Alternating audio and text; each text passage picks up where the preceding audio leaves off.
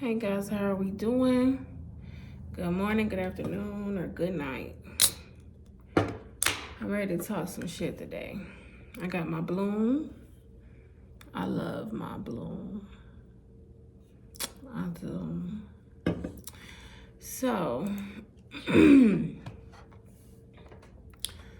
we're going to talk about avoidance. What's an avoidant? It's a psychological personality type that gets cultivated due to trauma, but I mean, it can be coupled with a lot of stuff, right? Like abandonment issues and shit.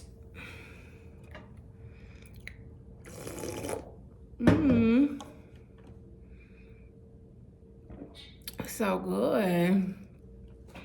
So, and I got my candle right here. I love candles. If you ever love me, bring me a candle and I will love you forever. And some flowers and some money and a blunt and a bottle. You know what I'm saying?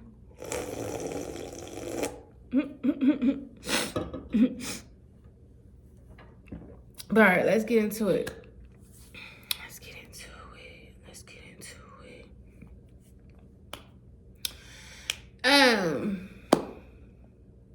Avoidance. Hello. If you are an avoidant, I love you. But we're going to talk about you. Avoidants are not cold, but they are overwhelmed, okay? At the core, an avoidant has a deep fear of dependence, an association between closeness and loss of self, early learning that needs were unsafe, ignored, or punished. So do you feel like in your childhood that your needs were met? If not, you might be an avoidant. So the nervous system learned connection is risky. Autonomy is safety. Avoidants live with these conflicts. They want intimacy, but it activates threat. They crave love, but fear being seen. They feel safest when alone, but lonely when alone. Ain't this some shit, y'all?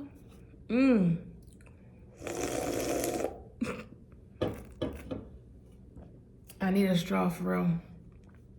They interpret emotional bids as pressure, not love. This is why they often say things like, I just need space. I don't like labels. I move slow. I don't want expectations. We can be friends. Or they try to put the blame on you as to why they're not ready. Translation. My nervous system cannot regulate closeness without panicking. Part 2. How avoidants operate in relationships. There's a predictable cycle. Almost all avoidants follow this loop. Attraction phase. That's when it's like good. That's like honeymoon. It's like you feel special. They're present. They're curious. They're texting back fast. They're calling you all these charming nicknames. They're even saying stuff like, you're my girlfriend or I love you. But that should be a red flag as well, because why are you saying that, sir, we haven't even met? Or why are you saying that, sir, and it's only been 3 days? Like, yeah, that's cute, that's funny, but honestly, that's, you know? So, number 2, the connection deepens, the feelings grow. You relax or attach, their alarm system turns on. Because for one, they start to see that, okay, she is serious about me. She does want something serious with me. So they start to retreat. Then deactivation, pullback, distance, vagueness, less texting. I mean, it's going to go from texting like this, back like and forth, like present, to, okay? Suddenly they so busy, suddenly they confused, suddenly they unsure. Relief and nostalgia. Once space is created, they start to miss you. They start to re-engage, but subtly, and the cycle restarts. And also, they're not gonna let you go. You might want to protect yourself and say, I want to leave and be done with this because I know what I deserve. But they are gonna want to keep you on hold. They're gonna want to save you for later. Like, and I ain't no leftover. I'm the main meal, baby. But this is not intentional cruelty. It's called self-protection. This is how they maintain control, often unconsciously. So it's not like they're being intentionally hurtful, okay? Avoidance regulates safety through ambiguity, inconsistency, keeping the upper hand emotionally, and minimizing needs. Like they need that upper hand. They need to feel like the power dynamic is in their hands. And that's gonna suck whenever they feel like that because you're gonna feel like shit. They feel safest when they're wanting more than they want. They can exit without confrontation and nothing feels permanent. So, how do you win an avoidant? Let's be honest. You cannot win an avoidant into secure attachment. You can attract them, stabilize the dynamic, increase emotional safety, prevent premature deactivation, but change requires their awareness and work. That said, what works? Emotional regulation, emotional expression. Avoidants are drawn to people who feel steady. Don't escalate. Don't demand reassurance because you're going to want reassurance. You're going to feel like, where the fuck do we stand? Okay? This doesn't mean cold. It means contain warmth. Think I enjoy you, not please don't leave me. Like, I'm telling you, an avoidant had me real fucked up one time.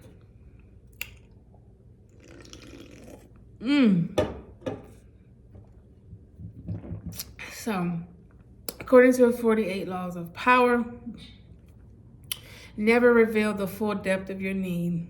Do not be that lover girl. Do not give everything you got, okay? You have to protect yourself, ladies. So let them approach emotional milestones. Avoidants need to feel like closeness is their choice. Pace is their control. Although I understand. They pretended that this was the pace in the beginning, but in actuality, now they want to turn it down. They want to pretend that they didn't say all this and they want it to go this way now. Yeah, I know. But if you define the relationship, push labels, demand consistency too early, their nervous system hears trap. Instead, you mirror their pace, you let them name things, you respond warmly when they open. And you have to be hard to read emotionally in a calm way. This is subtle but powerful. Avoidants are most intrigued when you're present but not chasing, warm but not over-explaining, affectionate without reassurance seeking. They lean in when curiosity replaces pressure. And trust me, I know they pretend that's not what they want.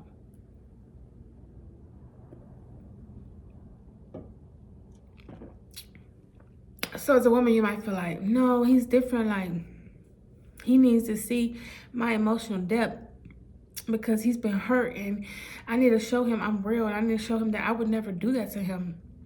I need to give him all I got because he deserves that. He's a good man and I want to heal him because naturally women are healers and nurturers. But, honey, you cannot heal that man. No matter how hard you go, it's not gonna work. So pull back for your sake, but also psychologically, it may work, right?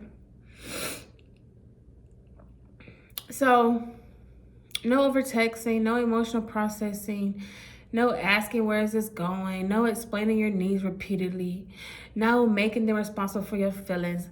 Don't give a fuck what they post. Don't give a fuck what they doing. Because honestly, you know they're not going to find better than you, baby. You know that. So sit in your peace, sit in your center, and know who the fuck you are. And let them move and do and try to replace you or whatever they want to do, right? If they want to go fuck off, get some oral sex, what they need to do, it's not going to fill that void. It's not going to fill that void. It ain't going to heal them, baby. So who cares? Because at the end of the day, you know who you are. You know what you bring.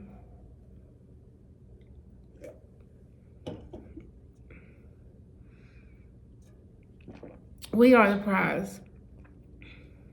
We are the prize. We're not chasing that man. We are not chasing that man. We are not making or trying or begging him to see you. We are not trying to be chose. They should be trying to choose us. Okay?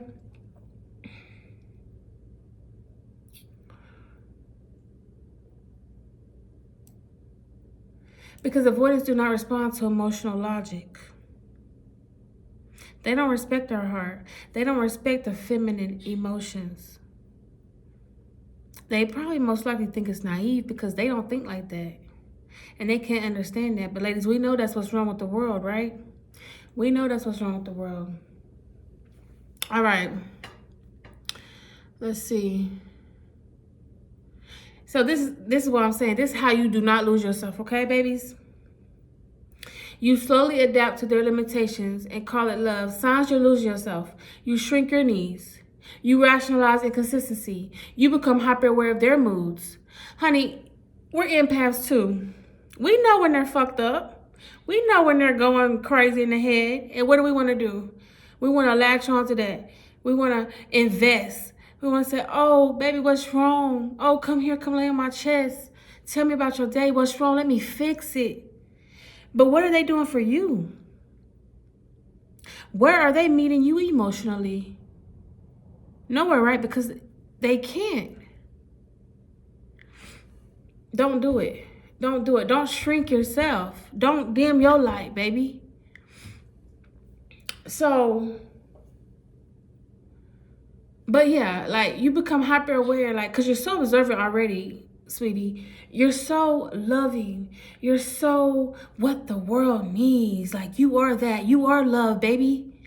And so you know when he's hurting. You can feel it, and honey, it starts to affect you, and you're like, oh shit, let me get the fuck out this funk, because you start getting depressed too. And no, honey, because that's called parasitic energy. You don't let that shit latch onto you.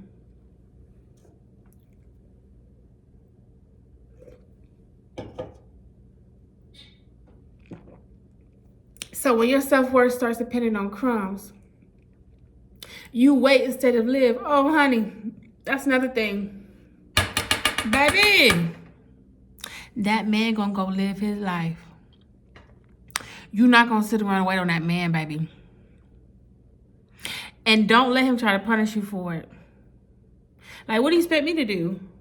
Sit around and be lonely while you are healing? What do I look like? Because they not gonna do it for you. So you better motherfucking get you a roster and don't give a fuck what they think about it. Because you got to still live for you. Do not wait. The rule protects you. Never orient your life around an avoidance availability. Your power stays intact when your life stays full. Do not let it affect what you did before you even met him. Glow, create, keep moving, keep going. Do not postpone your own joy. 48 laws of power. Never put yourself at the mercy of another.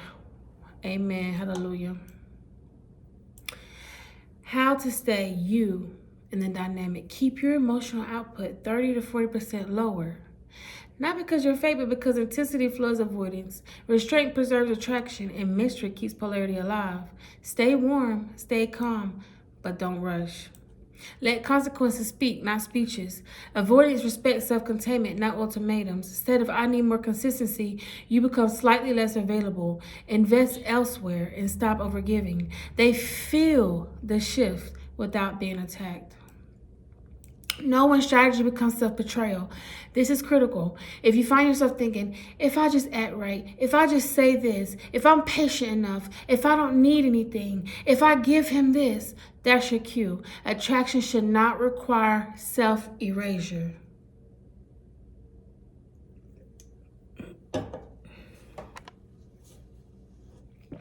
It's not gonna work. And that's why they say men like bitches more. Because this is what I mean. They don't love that girl. They don't love that sweet girl like they say. So don't be that.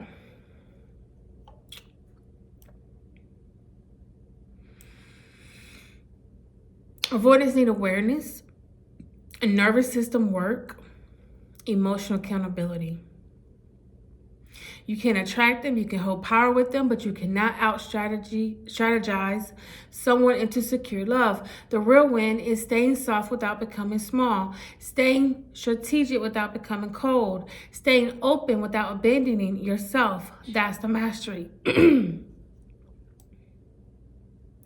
So now let's talk about psychologically what even creates an avoidant. And this is the biggest one. It's emotional neglect, not necessarily abuse. An avoidant often grew up with caregivers who were emotionally unavailable, inconsistent, overwhelmed themselves, dismissive of feelings. Like, you're fine, stop crying, don't be dramatic. And I would say, like, most of the world's probably dealing with this psychologically, because I think a lot of people went through this in childhood. So anyways, the child learns, my needs don't get met when I express them. The adaptation is they stop needing, they stop asking, and they become self-contained. This isn't trauma in a dramatic sense. It's chronic emotional absence. Number 2, being rewarded for independence too early.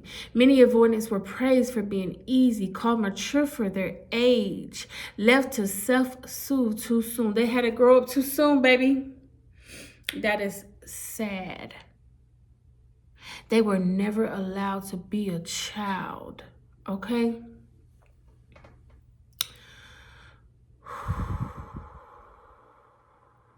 And how many of us know that story? Especially if you had siblings, you had to become their caretaker while the mom was at work.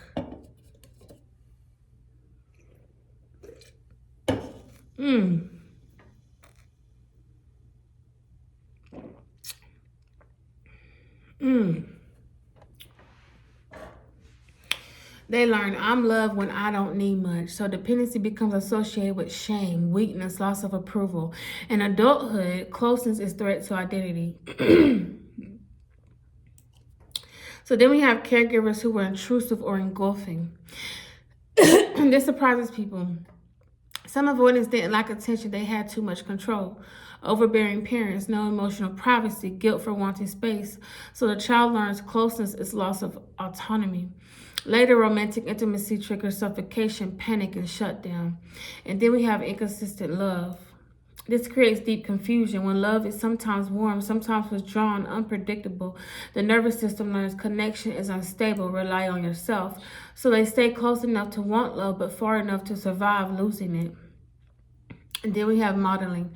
Watching emotionally shut down adults. Children copy what they see. If they grew up around parents who didn't talk about feelings, conflict that was avoided or exploded, emotional distance normalized, they internalize this is how adults love.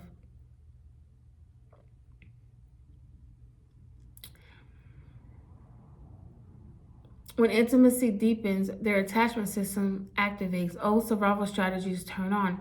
Emotions flood without tools to regulate. So they minimize, rationalize, detach, and distract with work, sex, substances, and avoidance.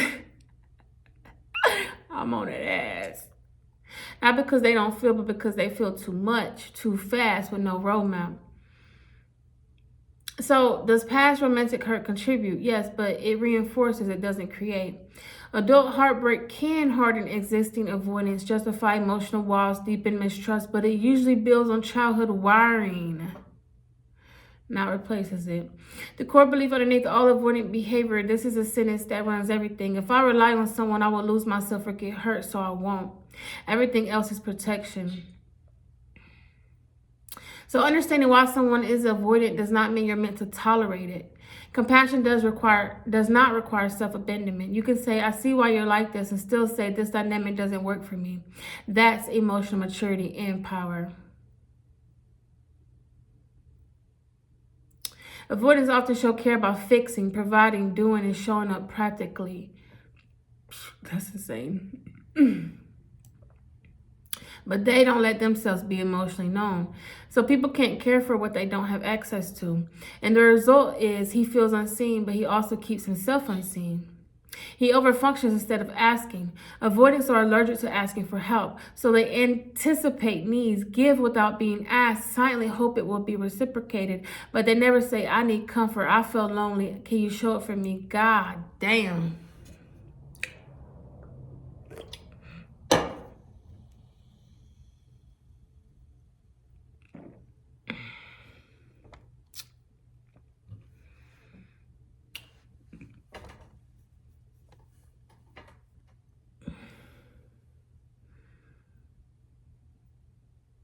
Well,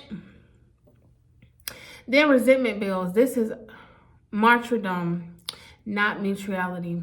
He confuses being needed with being loved. This is huge. Many avoidants learn I'm valuable when I'm useful. So they give and give to feel worthy, justify closeness, avoid feeling replaceable. But usefulness doesn't create emotional intimacy. It creates roles. And roles don't feel like love.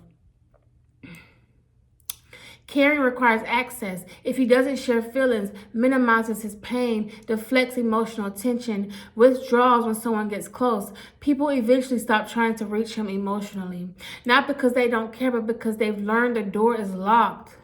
This doesn't make him a villain. This pattern usually comes from being parentified as a child, learning love equals responsibility, never being emotionally held himself. So his nervous system says, I take care of others, no one takes care of me. That's grief talking, not entitlement. Now, if someone has abandonment trauma, it often looks like early experiences where caregivers weren't consistently present, feeling like emotional bids were ignored, and learning that reliance equals risk of pain. So the nervous system goes, better to contain my needs, hide my feelings, and stay self-sufficient because closeness hurts. This creates hyper-independence and difficulty receiving care, which is why someone might say, I do everything for everybody, but no one cares about me. They won't care, but won't allow themselves to fully receive it. Now, we can talk about if a mom wasn't emotionally present, over-involved, or consistent, that can reinforce avoidant traits. If the mom's unavailable, it teaches you to self-soothe and not rely on others. That's sad. Mommy controlling or critical teaches you that expressing needs equals punishment. And mommy inconsistent teaches you to regulate emotions alone and to fear attachment. This explains why many avoidants overfunction, suppress feelings, pull away when intimacy grows, because their first attachment figure taught them to survive alone emotionally. So if you combine past abandonment, early attachment deficit, and nervous system survival, the result is craves connection but panics under pressure, feels invisible and unappreciated, gives for others but resists vulnerability, and misinterprets care as pressure. It's a paradox. It's a paradox. It's a motherfucking paradox. They want love, but their early wounds make closeness feel unsafe.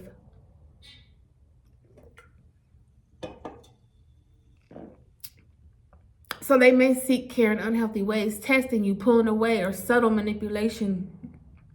They may project their past onto you. They may cause emotional spinning without realizing it. And you may feel compelled to rescue or fix them, but that's the trap. Their pain is not your responsibility, sadly. So you observe, you don't absorb. You see the pattern, you don't let it drain you. You contain your warmth, show empathy without overinvesting. Keep autonomy sacred. Don't shrink to meet their past traumas. Let consequences do the teaching. Don't over-explain or over-give. You can love smartly without becoming a caretaker for their unresolved childhood wounds.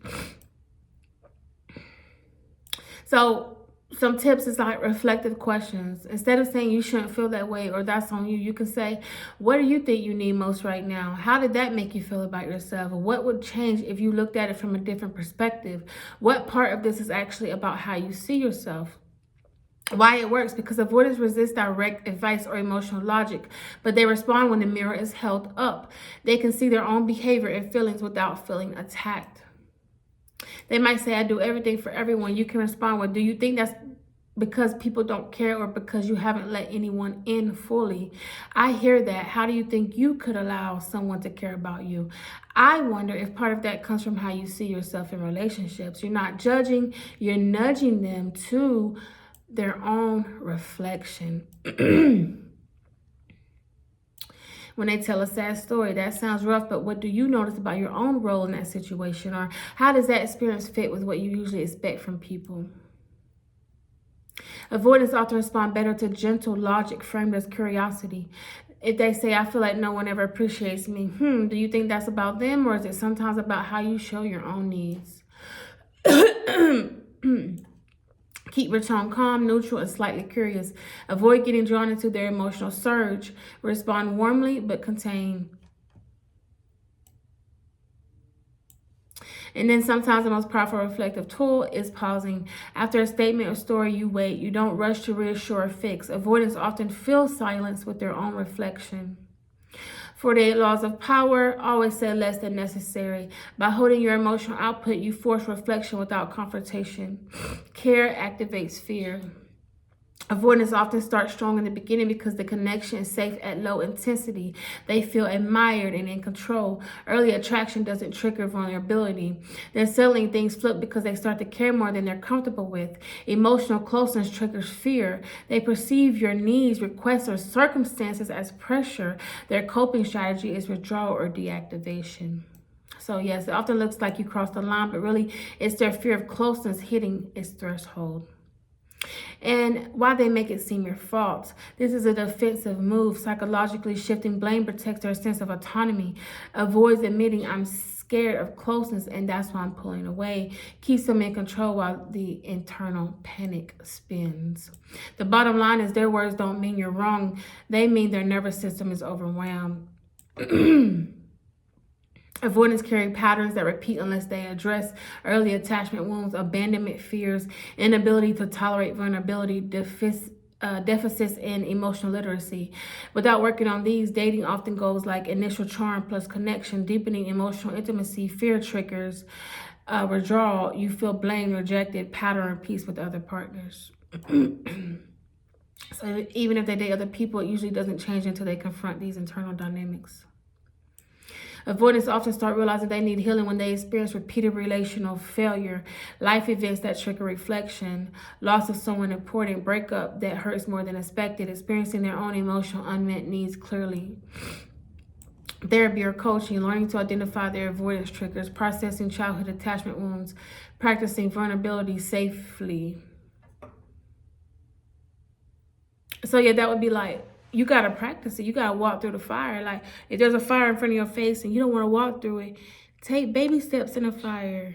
You know, intimacy, if you're afraid of it, if you're afraid of affection, take baby steps in affection. Challenge yourself. Are you strong? You know what I'm saying? Like, challenge yourself. That's why in the Bible and in spirituality, we fast. We challenge ourselves to grow and evolve and get out of that babiness and that weakness. You know, you don't eat when you're hungry. You tell your body, no, I will eat when I want to eat. This is all about strength and building that resilience and building that growth and healing.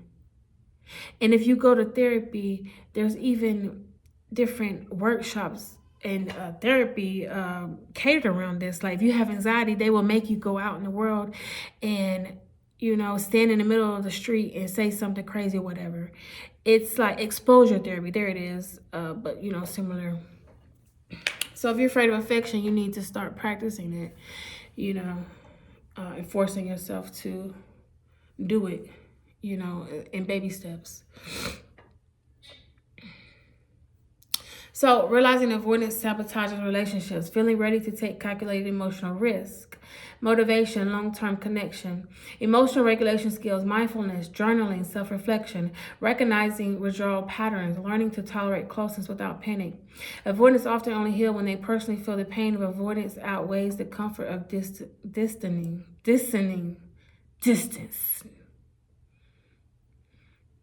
No, I can't even say that word.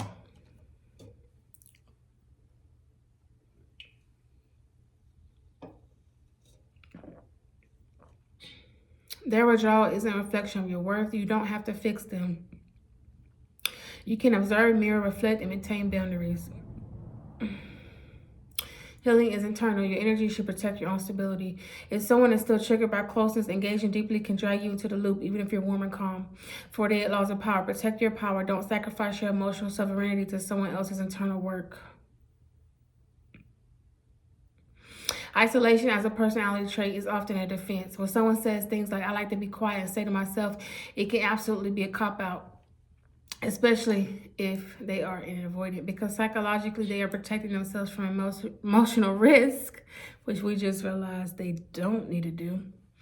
They frame withdrawal as innate preference, not learned survival. It helps them justify distance without confronting fear, pain, or vulnerability. That is insane, y'all. I just be clocking shit. In truth, very few children are innately quiet or solitary. Kids are naturally curious, expressive, playful, emotional, open. So it's almost not true that if they say they've always been quiet. Trauma shapes personality, but it's not permanent. The psyche is all of your parts: the child, the adult, the wounded, the joyful, the protector. When someone closes off due to trauma, they shut down emotional expression. They suppress childlike curiosity and joy. They may overcompensate with control, detachment, or personality quirks. Avoidant isolation is often the nervous system protecting itself, not who they truly are at the core.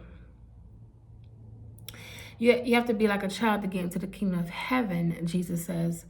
Spiritually and psychologically, the point is to be fully alive, you must integrate all parts of your psyche, even the vulnerable, playful, and emotional parts. Avoidance often cut off these parts to survive your relational pain. Without integration, you become rigid, cold, or even harsh toward yourself and others. You must set your unprocessed parts free. People can claim I've always been quiet, but usually the quietness is a learned adaptation to trauma, neglect, or early emotional invalidation. True personality is playful, expressive, and relational until fear trains the nervous system otherwise.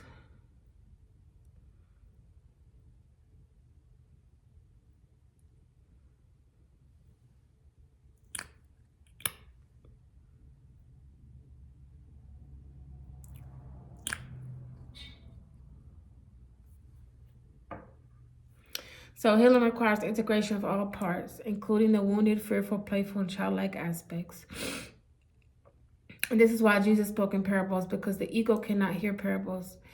The poetic and the fairy tale and the storytelling language, it will get past the ego. It will get past the logic, and it will hit you in your heart. And this is why he spoke in parables, because if the ego understood what it's trying to say and do, it will block the message. Because the ego wants instructions, defenses, arguments, and loopholes. The soul, or the child within, understands symbol, story, image, and resonance, or the subconscious mind.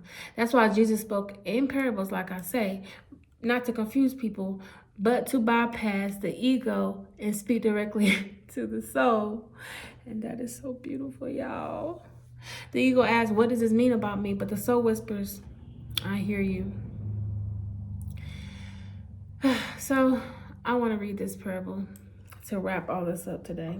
And it's cold in here. I'm about to put this candle right here.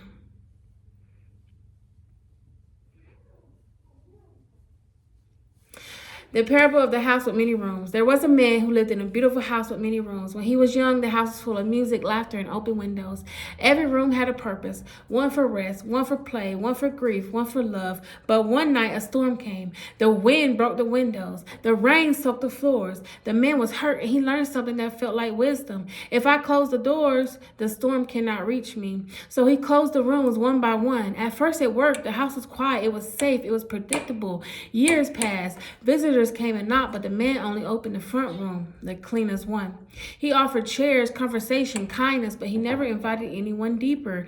And slowly he began to feel something he could not name, loneliness. Not because no one came, but because no one ever stayed long enough to truly know him. One day a child wandered to the door and asked, "Why do you live in only one room of such a large house?" The man answered, "The other rooms are dangerous." The child smiled and said, "They are not dangerous, they are unfinished." That night, the man opened one door. Dust rose. The air was heavy, but light entered for the first time in years. And he realized the storm had passed long ago. The doors were never protecting him anymore. They were keeping him alone. And that's it. Love you guys.